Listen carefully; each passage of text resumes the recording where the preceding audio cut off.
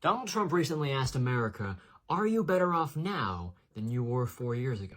As a generation who lived through the Trump administration, the answer is a resounding yes. Let me tell you why Gen Z thinks so.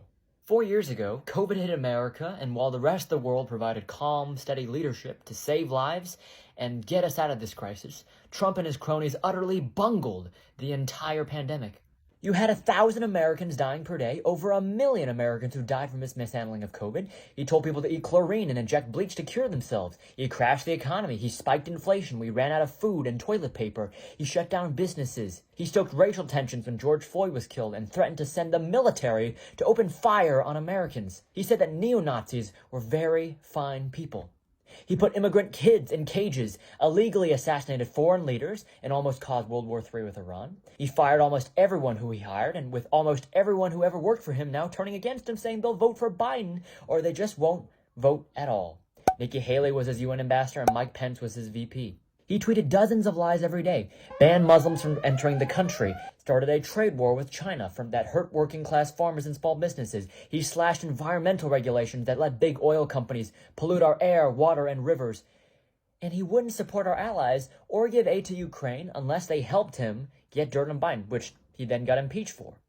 Then, when he lost the election, he pressured election officials to give him extra votes, tried to get fake electors to vote for him, and organized a literal riot and attack on our Capitol that killed dozens of police officers, to which he then told his supporters to hang his very own vice president if he didn't say the election was rigged, which, by the way, he then got impeached for again.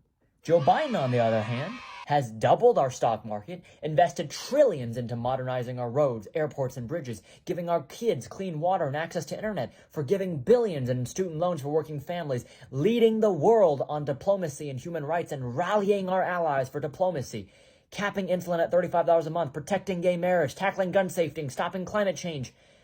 And so, when Trump asks us, my generation, if we were better off 4 years ago, the real question he should be asking is whether he's better off now than 4 years ago. He's facing 91 criminal charges for assaulting women, stealing elections, committing fraud, and, the list goes on.